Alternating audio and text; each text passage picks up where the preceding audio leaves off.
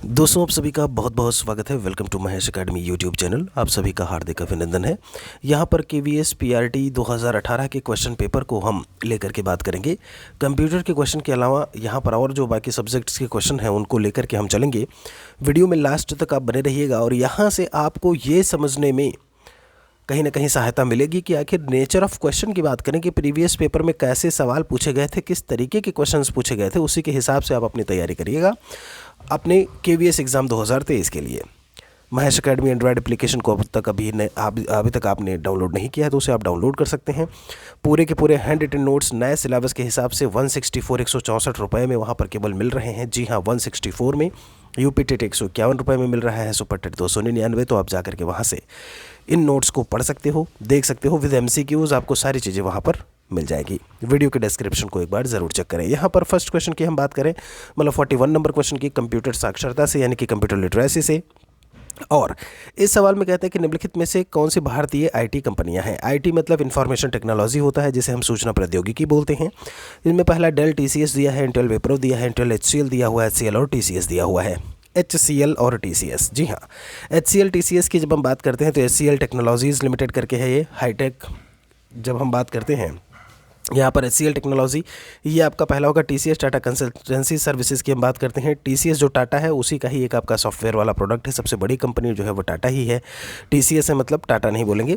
TCS से अगर IT की बात करें तो यहाँ पर एचसीएल टेक्नोलॉजी है, टीसीएस है, टेक महिंद्रा है, यहाँ पर क्वेस्टकॉप करके लिखा हुआ है, ओरेकल करके है, आपका एम्फेसिस है, माइंडट्री करके है। लार्सन ट्यूबरो की बात की जाए तो ये 10 आईटी कंपनियाँ आपको, इन्फोसिस लिमिटेड है, विप्रो है, ये सब की सब कहाँ की हैं? सब की सब भारत की हैं। तो अगर भविष्य में आपसे कुछ और इसके अलावा पूछ लिया जाता है तो ये सारे एक्सप्लेनेशन में कंपनियां दी हुई हैं, इन्हें याद रखिएगा। एक अगले क्वेश्चन में आपसे कहते हैं कि निम्नलिखित में से क्या समानता है। देखिए, समानता को लेकर के बात की, फेसबुक है, ट्विटर है, इंस्टाग्राम है और पिंटरेस्ट करके दिया हुआ है। क्या ये सभी समाचार वेबसाइट हैं? प्रतिबंधित वेबसाइट बिल्कुल गलत है। डार्क वेब से एक्सेस गलत है। सोशल नेटवर्किंग साइट, एक आपसे यहाँ पर सोशल नेटवर्किंग साइट बोला हुआ है तो ये बात बिल्कुल सही है कि सभी के सभी आपके ऑनलाइन प्लेटफॉर्म हैं जिसका उपयोग लोग अन्य लोगों के साथ सामाजिक संबंध यानी कि सोशल रिलेशनशिप बनाने में यूज़ में लेकर के आते हैं। फेसबुक की बात हुई, ट्विटर है, यहाँ पर पिंटरेस्ट। आप ये पिंटरेस्ट वाला नाम पहली बार सुने होंगे। देखेंगे आप इमेजेस वगैरह, वीडियोज़ वगैरह आपको यहाँ पर मिलते हैं। ठीक है, चलिए आगे चलते हैं। आपको लेकर के एक अगले क्वेश्चन में कहते हैं दैनिक संचालन के लिए लैपटॉप पर आमतौर पर प्रयुक्त होने वाली इनपुट डिवाइस कौन सी है। देखो, नॉर्मल तरीके से आपसे पूछ रहे हैं कि कौन सी इनपुट डिवाइस है जो हम यूज़ में लेकर के आते हैं। माउस पेन ड्राइव है, कीबोर्ड माउस है, कीबोर्ड स्क्रीन दिया हुआ है, कीबोर्ड और सीडी रोम दिया हुआ है।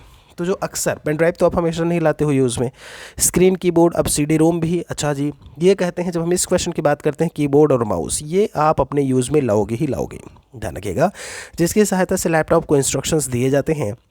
इसके अलावा कुछ और इनपुट डिवाइसेस के नाम लिखे हैं। जैक बॉल है, यहाँ पर जॉयस्टिक है, ट्रैक बॉल लिखा हुआ है, स्कैनर है, लाइट पेन है, ये सभी इनपुट डिवाइसेस हैं। जब हम मॉनिटर की बात करते हैं, हम जब किसी स्पीकर की बात करते हैं, हम जब किसी प्रिंटर की बात करते हैं तो वो सब किस में आता है? वो हमारे आउटपुट डिवाइसेस में शामिल होते हैं। एक और क्वेश्चन में ले चलते हैं आपको। 44 में क्या कहते हैं कि कृत्रिम ज्ञान निम्नलिखित में से किसके लिए विज्ञान तंत्र इंजीनियरिंग है। बुद्धिमत्ता पूर्ण मशीनें तैयार करना, वही आर्टिफिशियल इंटेलिजेंस प्रकार की मशीनें। आज का ज़माना जो है पूरी तरीके से एआई का ही है। और बी आपसे पूछे हैं कि मानव की तरह सोचने वाले कंप्यूटर बनाने के लिए, तो कृत्रिम ज्ञान यानी कि आर्टिफिशियल इंटेलिजेंस ही एक तरीके से आपसे यहाँ पर पूछा गया है। एक चीज़ बहुत अच्छे से याद रखिएगा, ये जो भी बातें बताई गई हैं दोनों ही सही हैं। एक ऐसी मशीनें तैयार करना, बहुत अच्छे से याद रखिएगा। कोई आपसे पूछता है what is AI, artificial intelligence क्या होता है, तो ह्यूमन जो माइंड होता है उसको सिमुलेट कर दें अगर हम किसी एक मशीन में। सिमुलेट मतलब होता है इंस्टॉल कर दें, ठीक है, उसमें डाल दें, उसमें अपलोड कर दें, उसमें चढ़ा दें, जो भी आप चाहो कह लो। मतलब वो जो मशीन है ना, वो ह्यूमन बीइंग की तरीके से या मानव की तरीके से सोचने लगे, काम करने लगे, तो वही हमारा आर्टिफिशियल इंटेलिजेंस हो जाता है। ठीक है, ये पूरा कॉन्सेप्ट आर्टिफिशियल इंटेलिजेंस होता है। जो मशीन होती है वो मशीन लर्निंग, एक कॉन्सेप्ट आता है। एआई एंड एमएल क्या होता है? मशीन लर्निंग होता है। वो मशीन लर्निंग करती है और उसके बाद ही हमें एआई के रूप में वो कॉन्सेप्ट देखने को मिलता है। तो इसे अच्छी तरीके से याद रखिएगा। एक और क्वेश्चन में कहते हैं एमएस वर्ड में थेसॉरस टूल का उपयोग किसके लिए किया जाता है।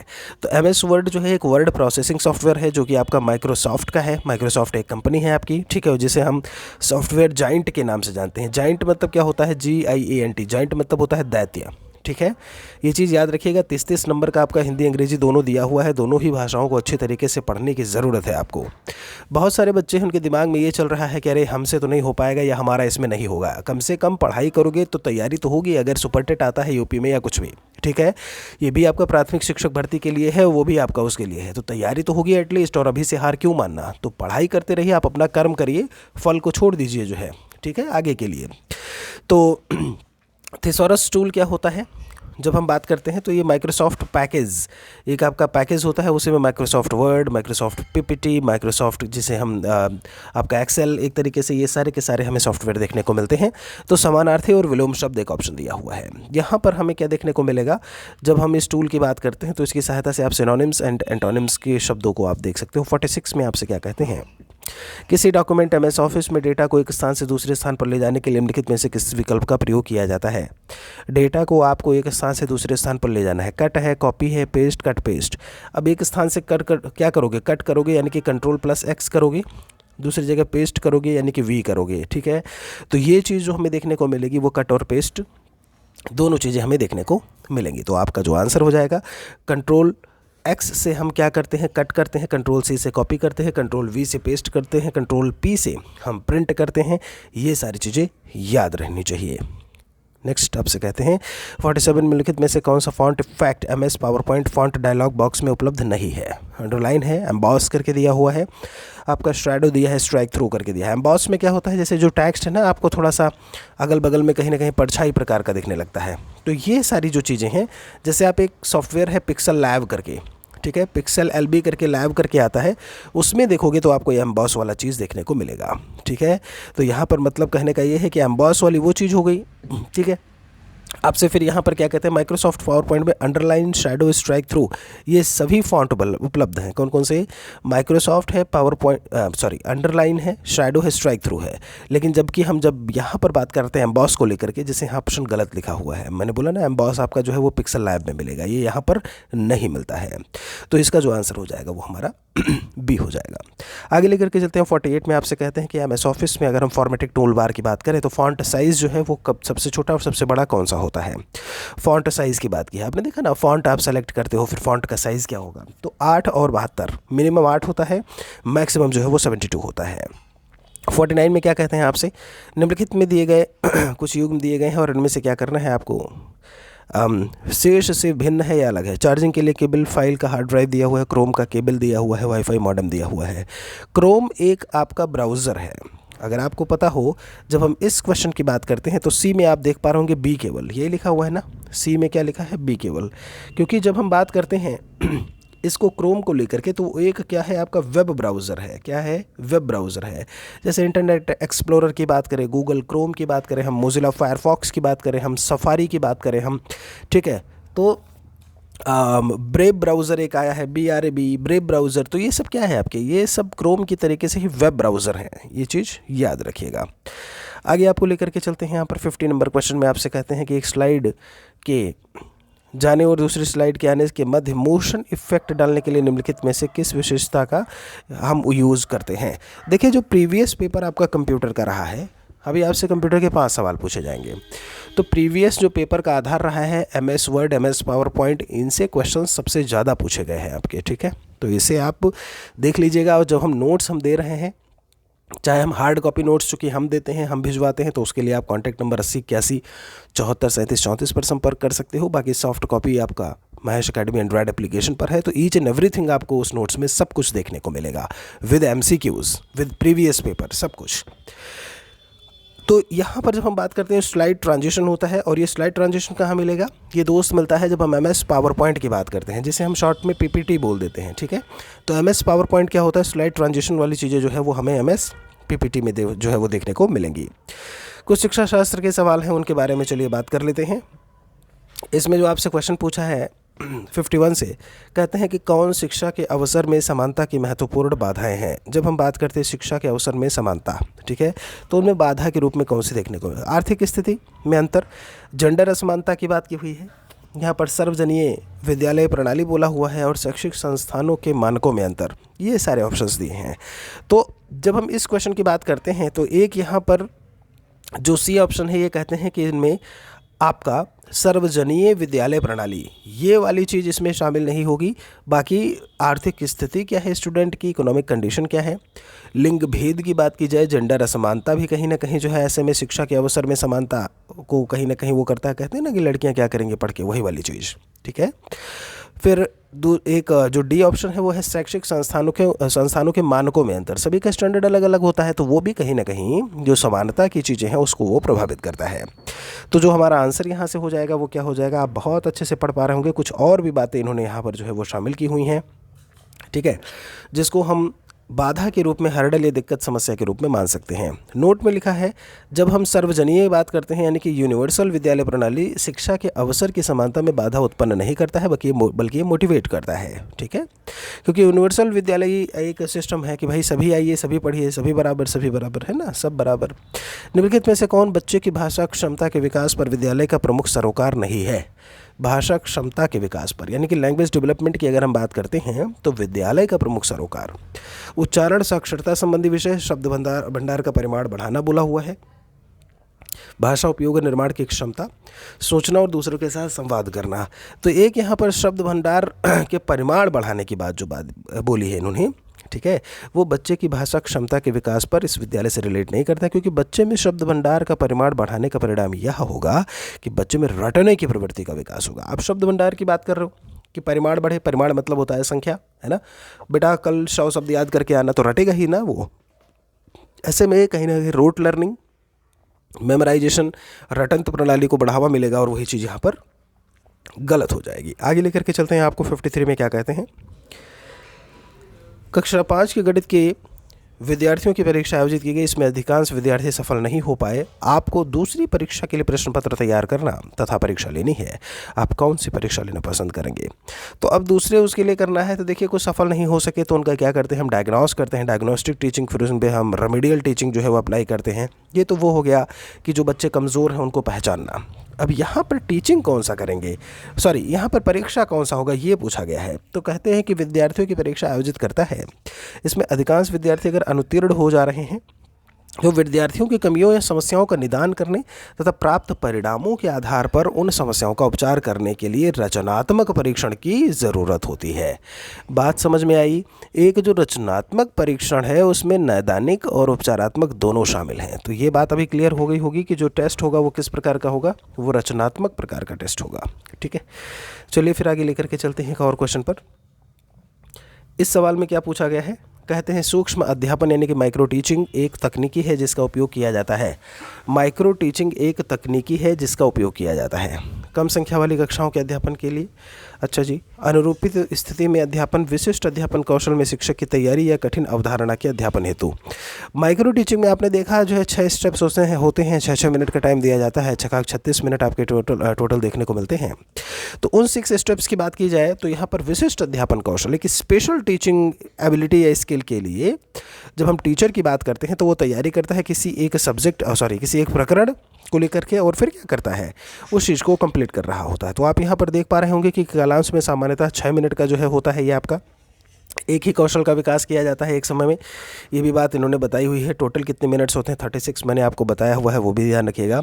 कक्षा का आकार जो है वो 5 से 10 छात्राध्यापकों की संख्या होती है, ऐसे में छोटा होता है। ठीक है, इसमें शिक्षक को शिक्षण के तुरंत बाद पृष्ठपोषण प्राप्त होता है, मतलब फीडबैक उसके बाद तुरंत मिलता है, उसी को पृष्ठपोषण बोलते हैं या प्रतिपुष्टि बोल देते हो आप उसे।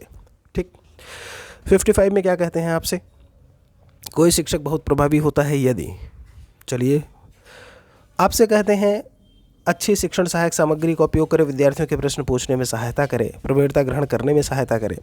एक बात यहाँ पर प्रवीणता ग्रहण करने में सहायता करे, सीधी सी बात है, अगर आपने बच्चों की दिक्कतों समस्याओं को आपने समझ लिया और आप उन्हें अगर दूर कर रहे हो तो आप सबसे प्रभावी शिक्षक के रूप में माने जाओगे। ठीक है, 56 में आपसे कहते हैं कि आरंभ के प्राथमिक वर्षों अर्थात कक्षा 4 तक गणित के अधिगम हेतु किस प्रकार के प्रयास किए जाने की आवश्यकता होती है। गणित के अधिगम को लेकर के बात की हुई है।